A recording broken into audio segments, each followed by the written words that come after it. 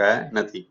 આવા ક્વાસારમાંથી ઉત્સર્જાતા પ્રકાશને આપણા સુધી પહોંચતા લાગતો સમય એ ટી આપણને આપ્યું છે 3.0 અબજ વર્ષ।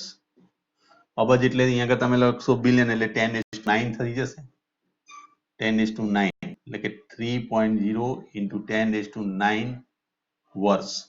હવે એના સમયમાં એના ફેરવીએ એટલે 3 ગુણ્યા 10⁹ ગુણ્યા 365 પોઈન્ટ સમથિંગ આવે પણ હું 365 જ લઉં છું। 365 ગુણ્યા 24 ગુણ્યા 3600 તો આને આમ પણ લખાય 3 ગુણ્યા 24 ગુણ્યા 365 ગુણ્યા 36 ગુણ્યા 10 આ બે મીંડા કાઢી નાખીને અહીં મૂકીએ એટલે 11 આટલી સેકન્ડ થાય ટી બરાબર। આ સમય આટલો સમય લાગે ને આવતા પૃથ્વી પર આવતા।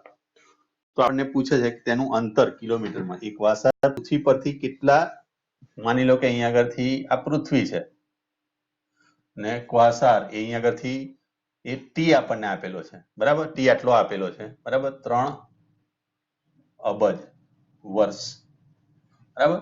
તો આ ડી માની લો કે ક્વાસાર અહીંયા આગળ છે કોઈ જગ્યાએ, અહીં ક્વાસાર બરાબર, આટલા નજીક ના હોય, આ તો મેં ખાલી બતાવ્યું। તો આ ડી આપણે શોધવું છે બરાબર। તો ડી શું છે એ શોધવું છે તો આપણી જોડે વી ની એક ફોર્મ્યુલા છે, V is equal to D upon T. તો આ ઝડપ પરથી, પ્રકાશની ઝડપ પરથી આપણે લાવીશું બરાબર, પ્રકાશની ઝડપ બરાબર। ધેરફોર ડી બરાબર આગળના દાખલાની જેમ જ વી ઇન્ટુ ટી। વી બરાબર પ્રકાશની ઝડપ, જ્યાં વી એ પ્રકાશની ઝડપ છે, વી છે બરાબર। ચલો તો વી પ્રકાશની ઝડપ તમે જાણો છો 3 ગુણ્યા 10⁸ ગુણ્યા ટી, ટી સમય તમે અહીંયા આગળ લઈ લો 3 ગુણ્યા 24 ગુણ્યા 36 માં આગળ લઈ લો પહેલા 36 ગુણ્યા 365 ગુણ્યા 10⁻11 બરાબર। ચલો એટલે 3 તારી 9 થઈ ગયા, તો 9 ગુણ્યા 24 ગુણ્યા 36 ગુણ્યા 365 ગુણ્યા 10⁻19 બરાબર। ચલો હવે આનો ગુણાકાર કરો, 9 ગુણ્યા 24 ગુણ્યા 36 ગુણ્યા 365 બરાબર તમારી જોડે જવાબ આવશે 2838 240। તો પાછા 1 2 3 4 5 6 મીંડા કાપીશું એટલે અહીંયા આગળ તમારી જોડે 10⁻19 બરાબર। અને અહીંયા આગળ પાછા 6 મીંડા ચડાવી દો, 1 2 3 4 5 ને 6 એટલે 2.8 ઇન્ટુ 6 મીંડા ચડાવશો એટલે અહીં 25 થઈ જશે, 25 મીટર। હવે એને કિલોમીટરમાં ફેરવવા છે એટલે ઓછા 3 કરવાના બરાબર। આની ઉપરથી 1 2 3 4 5 ને 6 થશે હો, 6 એટલે અહીંયા આગળ હા 25 થઈ ગયા। તો 2.8 ઇન્ટુ 10⁻22 કિલોમીટર બરાબર, આટલો જવાબ આવે।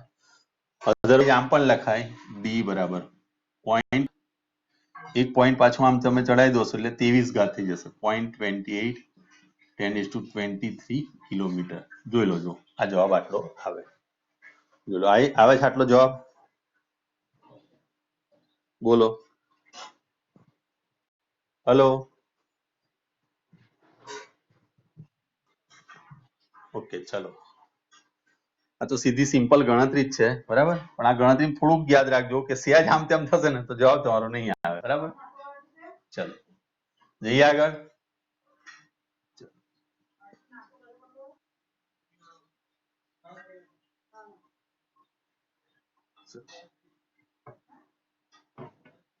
હવે તમને પૂછ્યું છે, એક પ્રખ્યાત તથ્ય છે કે સંપૂર્ણ સૂર્યગ્રહણ વખતે ચંદ્રની ડિસ્ક સૂર્યની ડિસ્કને પૂરી ઢાંકી દે છે।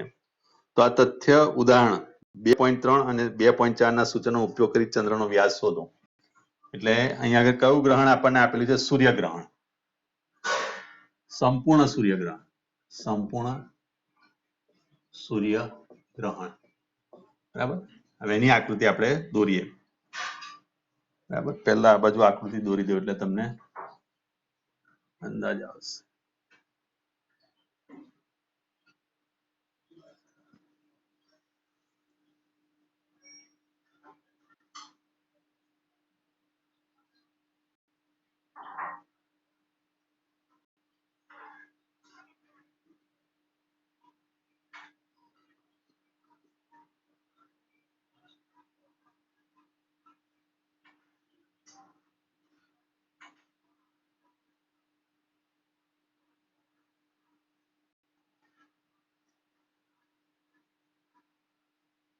આ ચંદ્ર છે બરાબર, આ સૂર્ય છે, સૂર્યનો વ્યાસ તમને કેપિટલ ડી આપેલો છે, આ ચંદ્રનો વ્યાસ ડી આપેલો છે, આટલેથી આટલું અંતર હું એને D2 કેવું છું બરાબર, અને આટલેથી આટલું અંતર સૂર્ય અને પૃથ્વીનું અંતર, સોરી આને R2 કહો અને R1, ક્લિયર? ચલો તો પહેલા બધા અચળાંક આપણે લખી દઈએ. R2 બરાબર પૃથ્વી અને સૂર્ય વચ્ચેનું અંતર, જેને 1 AU કહીએ આપણે, 1 AU એના બરાબર 1.49 into 10⁻11 મીટર. તમે આગળનું ઉદાહરણ જોઈને જોઈ શકો છો બરાબર. R1 એટલે પૃથ્વી અને આ જે પરિસ્થિતિ બતાવી મેં સંપૂર્ણ સૂર્યગ્રહણની બતાવી છે. સંપૂર્ણ સૂર્યગ્રહણ આ રીતે થશે બરાબર, આ ઢંકાઈ જશે એનો આખો ભાગ બરાબર, આપણને સૂર્ય દેખાય નહીં. પૃથ્વી અને ચંદ્ર વચ્ચેનું અંતર આઈ થિંક એ 10:8 ક્રમમાં છે બરાબર, એ જોઈ લઈએ કારણ કે 3.8 સમથિંગ છે. એ અચળાંક તમને પરીક્ષામાં આપેલા હોય પણ અહીંયા આપણને નથી આપ્યા. જો 3.84 into 10⁸ મીટર. ક્લિયર? ચલો આ બે વસ્તુ થઈ. ચલો કેપિટલ ડી સૂર્યનો વ્યાસ એ તમારે એના પછીના દાખલામાં આપેલો છે, જે આપણે શોધેલો છે 1.39 into 10⁸ સોરી 9 મીટર આટલો વ્યાસ આપે છે. અને ડી સ્મોલ ડી એ ચંદ્રનો વ્યાસ જે આપણે શોધવો છે બરાબર. ચલો કોઈ આઈડિયા ખરી કેવી રીતે શોધાય? એમ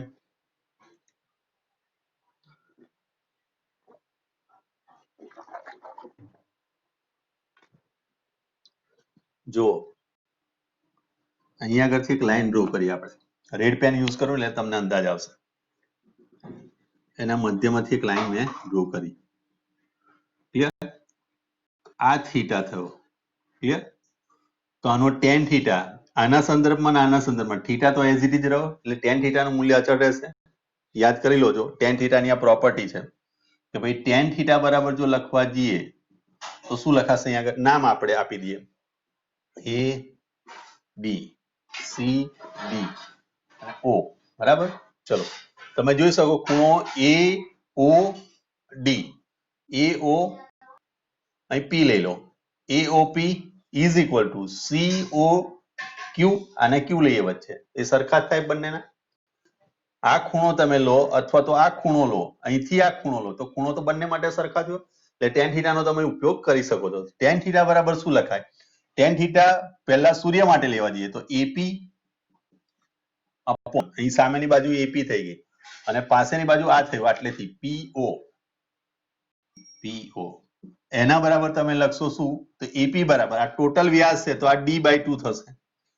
AP બરાબર D/2 કેપિટલ D/2 છેદની અંદર આ અંતર તમારું R2, આને ઇક્વેશન 1 કહો.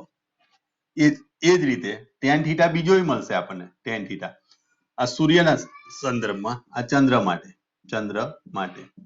આ સૂર્ય માટે બરાબર. ચલો ચંદ્ર માટે શોધવા જઈશું એટલે શું લખાશે? તો tan થીટા બરાબર શું લખાય? CQ અપોન OQ બરાબર, અથવા તો QO. CQ બરાબર શું લાય? તો આનું અડધું અંતર થાય D/2 તો એ લખાય D/2 અપોન R1 ઇક્વેશન 2. આ ઇક્વેશન 1 અને 2 તમને tan થીટા જ બતાવે છે માટે તમે આગળ કમ્પેર કરી શકશો કે હવે ઇક્વેશન 1 અને 2 પરથી ઇક્વેશન 1 અને 2 ને સરખાવતા કેમ સરખાઈએ છે? કારણ કે બંને tan થીટા જ છે માટે અહીં આગળ તમે લખશો D/2 upon R2 is equal to D/2 upon R1. અથવા તો તમે કોઈ જગ્યાએ 9મા કે 10મા ધોરણમાં પ્રમેય પણ આવે છે કે બાજુઓનો ગુણોત્તર એક સરખા એંગલથી ઉત્પન્ન થતો હોય તો બાજુનો ગુણોત્તર સરખો થાય. આ ગુણોત્તર ભાગ્યા આ ગુણોત્તર, આ ગુણોત્તર ભાગ્યા આ ગુણોત્તર સરમાન જ થાય કારણ કે એ આગળ એક પ્રમેય આવી ગયો તમારે જોઈ લો છો આ જો 2 2 બંને સાઈડ થી કેન્સલ થઈ જશે બરાબર અહીંયા આગળ જો d/2 r2 is equal to d/2 r1 2 2 cancel થઈ ગયા મારે જોઈએ છે સ્મોલ ડી ની કિંમત એટલે સ્મોલ ડી આપણે લાવવો છે સ્મોલ ડી એટલે ચંદ્રનો વ્યાસ લાવવો છે તો અહીંયા આગળ તમે r1 અહીંયા આગળ ગુણાકારમાં જશે r2 નીચે આવશે ઇન્ટુ ડી r1 આપણને આપેલો છે 1.49 into 10⁻11 બરાબર છેદની અંદર r2 3.84 into 10⁸8 into 1.39 into 10⁹9 is equal to 1.49 ગુણ્યા 1.39 upon 3.84 into જો આ 9 ને 11 20 માંથી 8 બાદ કરશો એટલે 12 થઈ જશે આ 12 ઘાત ચલો હવે આનો જવાબ લઈએ આપણે ચલો r2 બરાબર ઓકે સોરી મેં ભૂલ કરી અહીંયા આગળ જો ફરી પાછું અહીંયા આગળ r1 તમને અહીંયા આગળ આપેલી છે કેટલી 3.8 આ ઉલટાઈ દીધું મેં બરાબર જો એટલે જવાબ ના આવે ફરી પાછું r1 બરાબર છે 3.84 ગુણ્યા 10 ની 8 ઘાત છેદની અંદર 1.49 into 10⁻11 બરાબર ચલો એટલે અહીંયા આગળ આવશે 3.84 ગુણ્યા 1.39 ભાગાકારમાં આવશે 1.49 ગુણ્યા 8 દુના 16 ને 17 17 માંથી 11 બાદ કરશો એટલે અહીંયા આગળ તમારી જોડે ઘાત થઈ જશે 11 બાદ કરશો એટલે 6 ઘાત આવશે ચલો હવાનો જવાબ લાવીએ જો આખી 6 ઘાતનો ડિફરન્સ પડી જાય તમને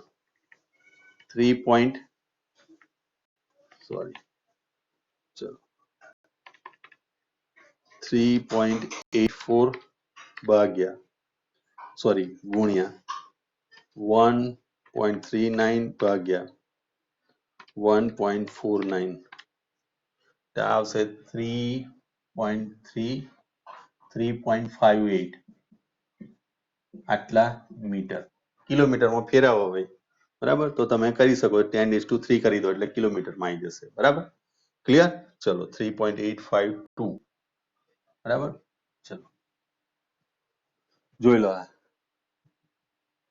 પડી બોલો કિલોમીટરમાં આપે એક મીટરમાં આપેલા છે જવાબ હલો જવાબ આવી ગયો જોઈ લો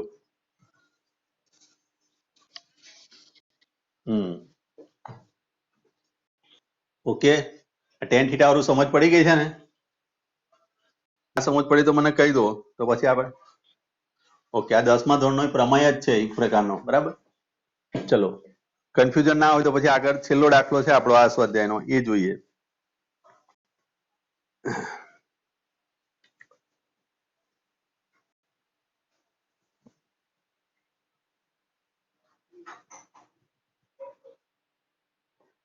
ચલો જઈએ આગળ બોલો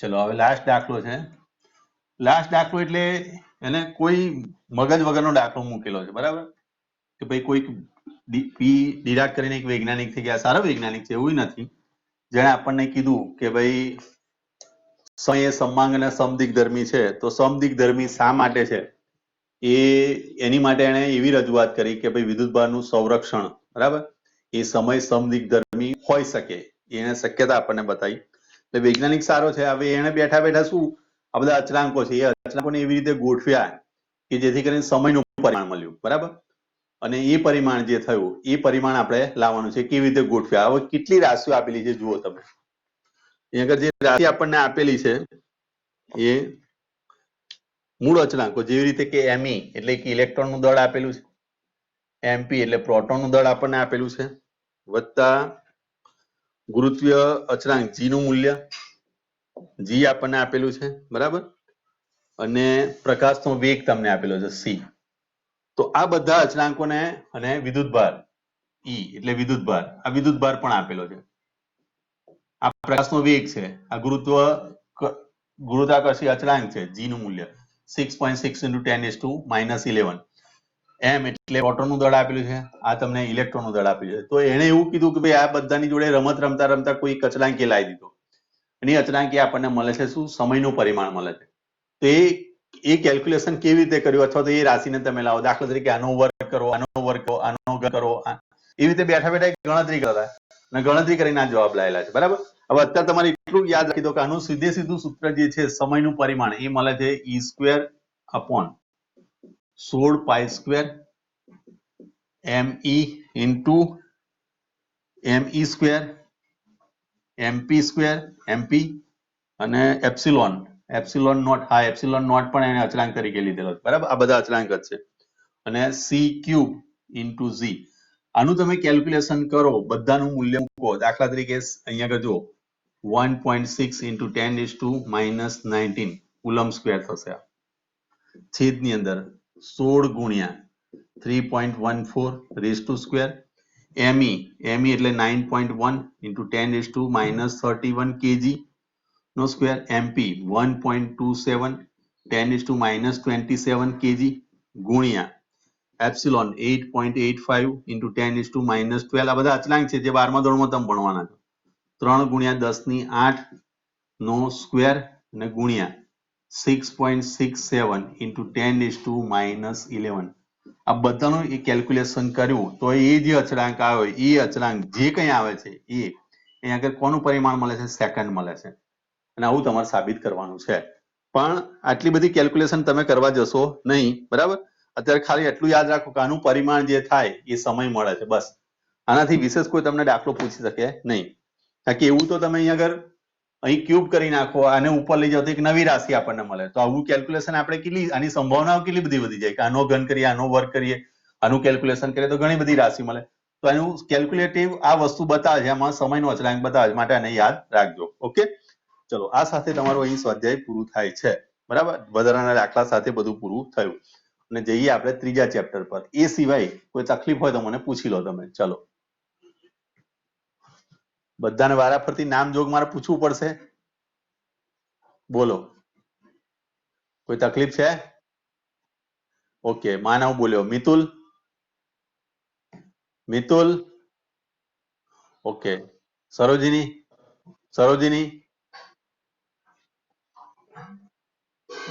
ઓકે, માનસી. ઓકે, પરીના.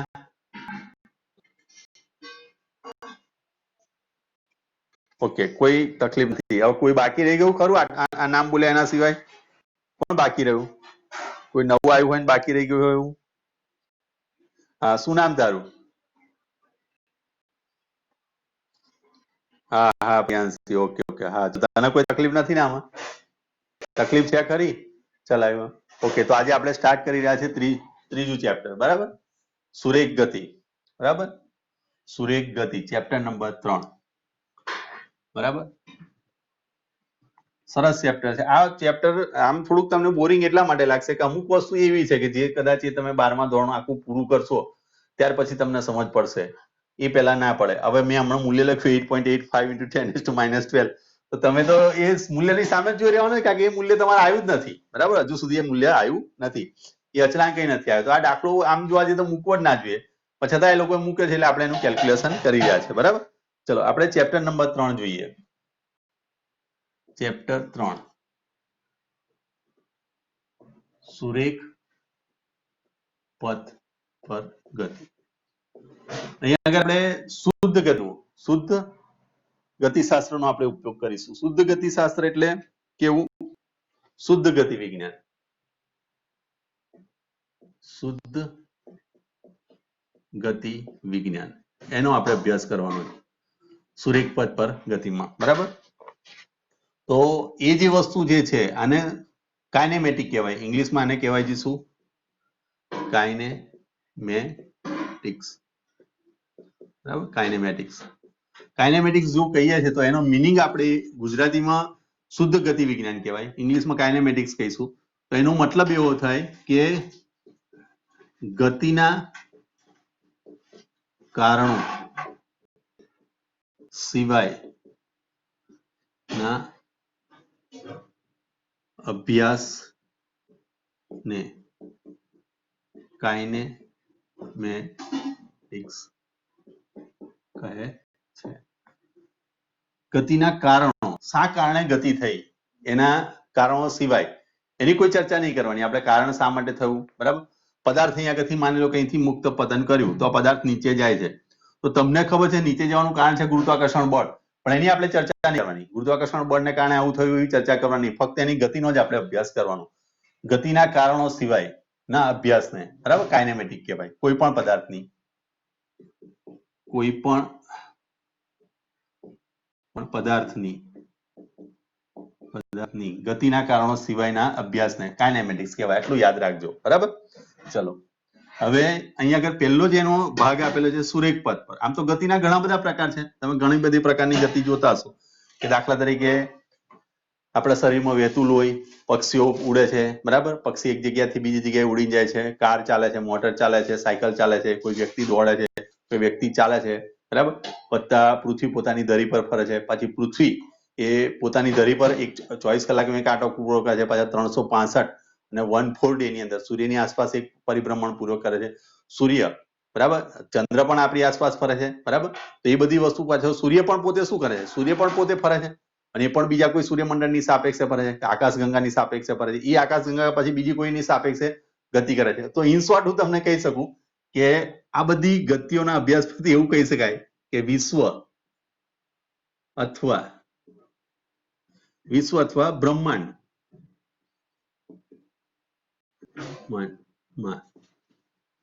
દરેક પદાર્થ બીજા કોઈ પદાર્થની સાપેક્ષે ગતિ કરે છે. ધેટ મીન્સ કોઈ સ્થિર નથી, કોઈ સ્થિર નથી. આપણે એવું કહી શકીએ, હું એવું તારણ કાઢી શકું, બરાબર. કોઈ તમને પૂછે કે ભાઈ વિશ્વ અથવા તો બ્રહ્માંડનો પ્રત્યેક કણ કેવો છે, સ્થિર છે, તો તમે એનો જવાબ આપશો ના. શા માટે? કે વિશ્વ અથવા તો બ્રહ્માંડનો દરેક કણ બીજા કોઈ કણની સાપેક્ષે ગતિ કરે છે. એનું એક્ઝામ્પલ જે આપેલું છે એ તમને ફર્સ્ટ પેરેગ્રાફમાં આપેલું જુઓ કે વિશ્વમાં બધી જ બાબતો માટે ગતિ સામાન્ય છે. જેમ કે આપણે ચાલીએ છીએ, દોડીએ છીએ, સાયકલ ચલાવીએ છીએ, જ્યારે આપણે ઊંઘી જઈએ છીએ ત્યારે આપણા શરીરના ફેફસામાં અંદર બહાર જતી હવા અને ધમની અને શિરામાં વહેતું લોહી, ધમની અને શિરામાં જે લોહી વહે છે એ પણ ગતિ કરે છે. અંદર શ્વાસ લઈએ છીએ તો એ હવા અંદર જાય છે, એ પણ ગતિ કરે છે. આપણે વૃક્ષ પરથી નીચે પડતા પાંદડા, બંધમાંથી વહેતું પાણી જોઈએ છીએ. વાહનો અને વિમાનો લોકોને એક સ્થળેથી બીજા સ્થળે લઈ જાય છે. પૃથ્વી 24 કલાકમાં એકવાર ભ્રમણ કરે છે અને વર્ષમાં એક વખત સૂર્યની આસપાસ પરિભ્રમણ કરે છે. સૂર્ય પોતે આકાશગંગા અથવા તો મિલ્કી વે માં ગતિ કરે છે અને તે ફરી આકાશગંગાના સ્થાનિક સમૂહમાં ગતિ કરે છે. એ પાછું બીજા કોઈ આકાશગંગાના સમૂહમાં ગતિ કરે છે. એનો મતલબ એ પાછું બીજા કોઈની સાપેક્ષે ગતિ કરતું હોય. ધેટ મીન્સ કે આપણે બધા જ એકબીજાની સાપેક્ષે ગતિ કરીએ છીએ. આટલી વસ્તુ ક્લિયર થાય? અને એટલા માટે આપણે એવું કહીએ છીએ કે વિશ્વ અથવા તો બ્રહ્માંડમાં કોઈ પદાર્થ સ્થિર નથી, કોઈની સાપેક્ષે ગતિ કરતો હોય છે, બરાબર. પહેલો મુદ્દો મેં તમને કીધું કે એના કારણ સિવાયની આપણે ચર્ચા કરવાની છે. બીજું કે વિશ્વ અથવા તો બ્રહ્માંડનો દરેક કણ એકબીજાની સાપેક્ષે ગતિ કરે છે. ધેટ મીન્સ કે પોતે પોતાની રીતે સ્થિર નથી. આ તમે એવું વિચારતા કે આ બોર્ડ સ્થિર છે, પણ એ શક્ય નથી. તમે જોઈ શકો આ બોર્ડ કોની પર છે, તો પૃથ્વી પર છે. મકાનની ઉપર છે, મકાન કોની પર છે, પૃથ્વી પર. તો પૃથ્વી શું કરે છે, પોતાની ધરી પર ફરે છે, વત્તા એ સૂર્યની આસપાસ પણ ફરે છે. તો એના સાપેક્ષે જોવા જઈએ તો ગતિની અંદર તમારે સાપેક્ષનું મહત્વ છે, બરાબર. તમે ગતિ જ્યારે અભ્યાસ કરતા હોય તો અહીંયા તમે એ પણ પોઈન્ટ યાદ રાખજો, ગતિના અભ્યાસમાં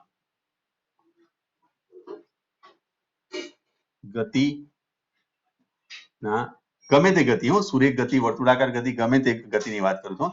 ગતિના અભ્યાસમાં